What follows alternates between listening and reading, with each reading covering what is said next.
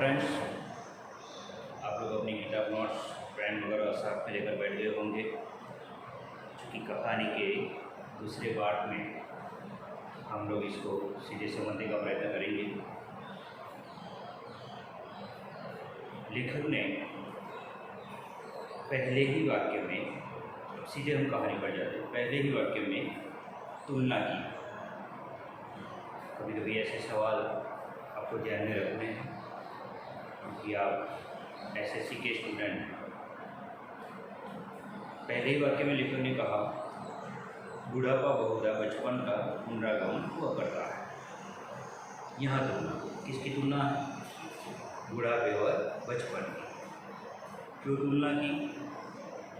बचपन के साथ बुढ़ापे की तुलना की। बुढ़ापा मतलब आप लोग शब्दार्थ भी साथ में लिखते जाइए।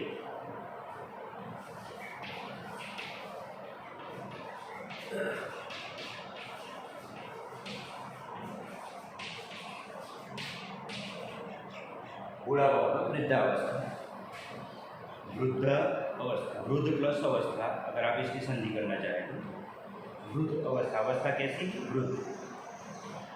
बहुधा, बहुधा मतलब जैसे गुजराती में हम कहते हैं आम तो, खास કરીને, तो उसी प्रकार बहुधा का मतलब होता है खास कर। ये दोनों की तुलना करने वाला शब्द है। क्या होता है? बचपन का पुनरागमन हुआ करता है। यहाँ शब्द है बचपन, तो बचपन क्या है? बचपन भाववाचक संज्ञा है। और किस शब्द की भाववाचक संज्ञा है? तो बच्चा, बच्चा से बचपन। तो क्या है? मैं ब्रैकेट में लिखता हूँ भाववाचक संज्ञा। तो व्याकरण में इन बातों को भी आपको ध्यान में रखना है। तो बुढ़ापा बहुधा बचपन का पुनरागमन,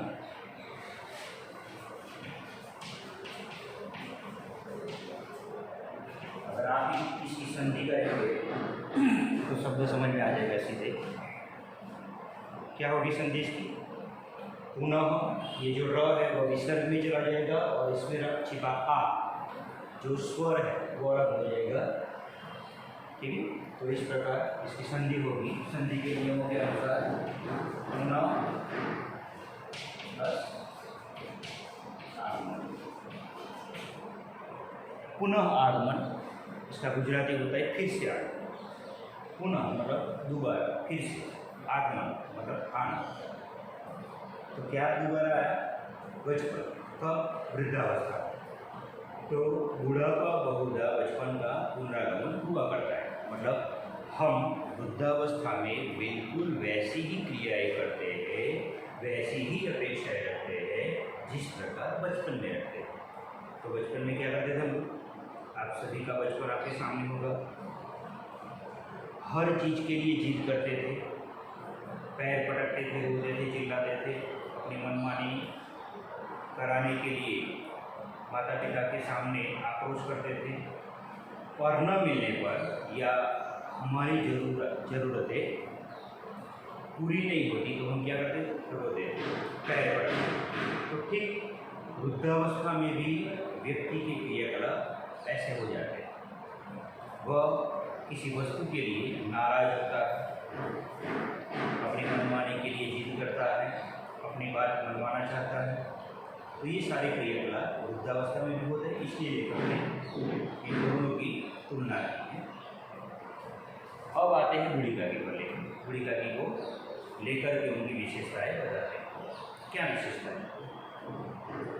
तो बुढ़िकाकी में जीभ के स्वाद के सिवा न और कोई चेष्टा शेष थी और न अपने कष्टों की ओर आकर्षित करने का रोने के अतिरिक्त कोई दूसरा सहारा है। तो पहला जो सवाल है उससे आप समझ सकते हैं, सवाल इस रूप में भी पूछा जाता है कि लेखक ने वृद्धावस्था और बचपन की तुलना क्यों की या कैसे की। तो यहाँ अब उसी तुलना के आधार पर बूढ़ी काकी का पात्र जो है उसकी विशेषता लेकर हमारे सामने लाते हैं कि बूढ़ी काकी में अब जीभ के स्वाद के अलावा और कोई चेष्टा शेष न थी और न ही अपने कष्टों की ओर आकर्षित करने का रोने के अतिरिक्त और कोई दूसरा सहारा। देखिए धीरे धीरे जैसे अवस्था बढ़ती जाती है हमारी दूसरी इंद्रियां कमज़ोर होती जाती है, आँखें कान मतलब कम दिखाई देना, कम सुनाई देना, हाथ पैर जवाब दे जाते मतलब काम नहीं करते, तब बैठे बैठे जीभ का स्वाद बढ़ जाता है। जीभ जो स्वादेंद्रिया हमारी उसका जो रस है वो बढ़ता रहता है। इसलिए बूढ़ी काकी में अब जीभ के स्वाद के अलावा और न कोई चेष्टा से चेष्टा मतलब क्रियाकलाप शेष मतलब बाकी तो और कोई क्रिया मतलब दूसरी क्रियाएँ धीरे धीरे बंद होती जाती हैं। तो यहाँ जीभ की क्रिया सक्रिय हमेशा रहती है अंत तक। इसलिए जीभ के स्वाद के अलावा और कोई चेष्टा न शेष थी। चेष्टा मतलब क्रियाकलाप, शेष मतलब बाकी। तो जीभ के अलावा और कोई क्रियाकलाप बाकी नहीं था और न ही अपने कष्टों की ओर आकर्षित करने का रोने के अतिरिक्त दूसरा कोई सहारा है। और जब उनको कोई दुख होता था, उनकी ज़रूरतें, जैसे बच्चे अपनी ज़रूरतें पूरी न होने पर रोते हैं, चिल्लाते हैं, ठीक उसी प्रकार बूढ़ी काकी भी अपने कष्टों की ओर दूसरों को आकर्षित करने के लिए, जैसे कभी कभी आप समाज में रहते हैं, आपके आसपास भी ऐसे लोग होंगे वृद्धावस्था वाले जो परिवार वालों के माध्यम से मतलब परिवार वालों के द्वारा उनकी ज़रूरतें पूरी नहीं होती, तो वो क्या करते हैं, कभी कभी रोते, कभी कभी दूसरों को सुनाई दे, ऐसे रोते हैं, कभी कभी अपने परिवार वालों के साथ झगड़ा भी मोल लेते हैं, मतलब झगड़ते। ठीक वैसे तो जब भी बूढ़ी काकी को दुख होता था तो वह रोकर, गला फाड़ कर रोकर और दूसरों को सुनाई दे, इस तरह रोकर अपने कष्टों की ओर लोगों का ध्यान आकर्षित करती थी। जैसे लोग कहते कि बेचारी बुढ़िया को कितना दुख है, तो इस प्रकार अपने दुख को लोगों के सामने वो बयान करती। अब आगे लेखक उनकी विशेषता बता दे। समस्त इंद्रियां जवाब दे चुके थे, हाथ और पैर, समस्त इंद्रियां, जैसे मैंने पहले कहा आँख कमज़ोर होती है, नाक मतलब जो गंध पा रखने का काम करते, कान सुनने का काम करते हैं, जीभ स्वाद पर रखने का, तो ये विचार शक्ति जो हमारे मानसिक स्तर पर है वो धीरे धीरे कमज़ोर होती जाती है। समस्त इंद्रियां हाथ और पैर जवाब दे चुके थे, हाथ और पैर का जवाब दे चुके मतलब कमज़ोर हो गया, निष्क्रिय हो गया।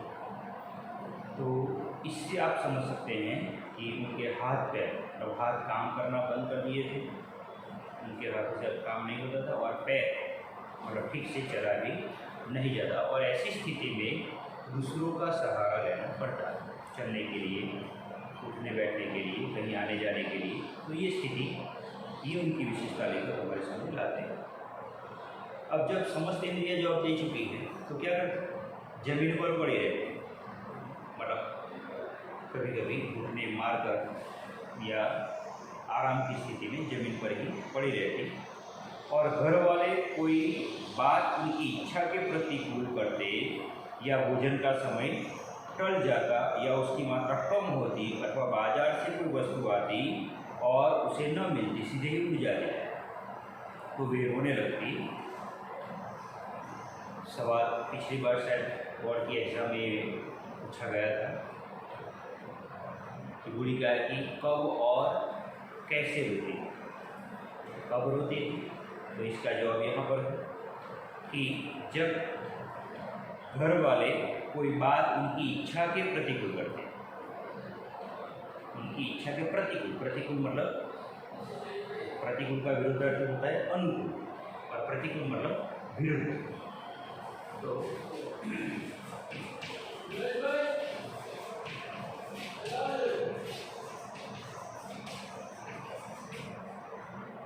विरोधार्थी शब्द के रूप में।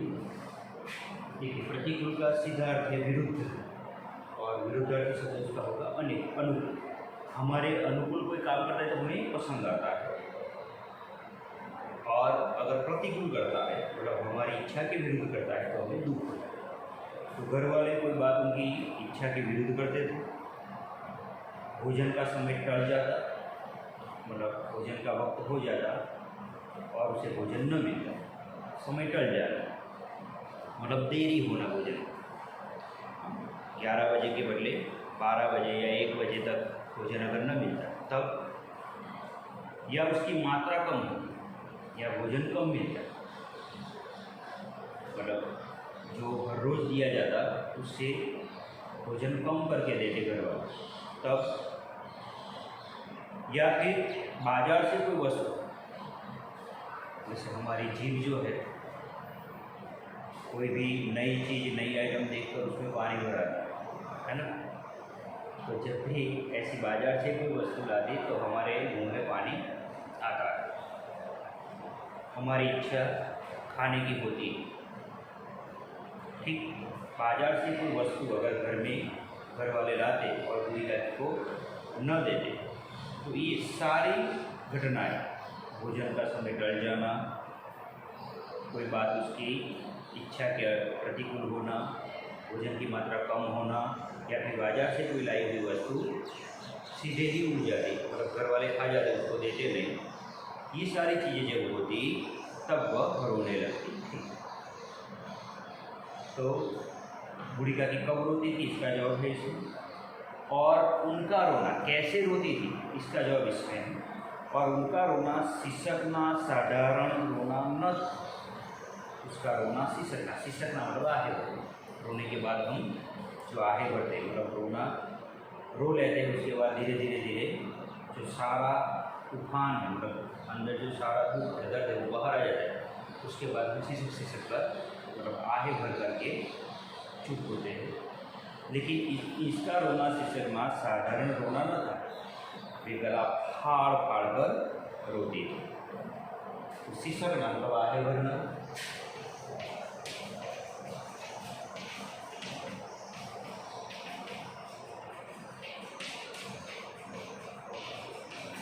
और गला फाड़ कर रोना ये मुहावरा है।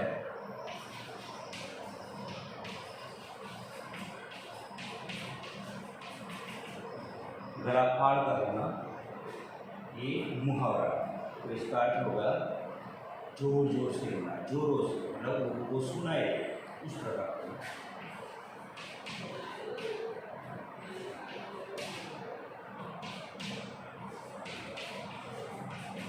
अब जब मुहावरा आता है तो उसका वाक्य प्रयोग भी आपको करना है, वाक्य प्रयोग भी ध्यान में रखना है।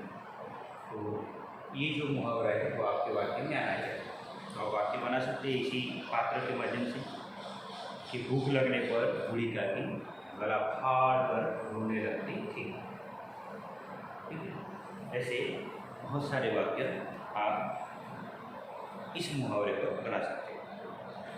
तो इस प्रकार बूढ़ी काकी, इस पैराग्राफ में बूढ़ी काकी की पूरी विशेषता, वृद्धावस्था और बचपन दोनों की तुलना और उसकी विशेषता, कब और कैसे रहती थी, उसकी स्थिति क्या थी, किस प्रकार जीती थी, ये बातें इसमें बताते हैं।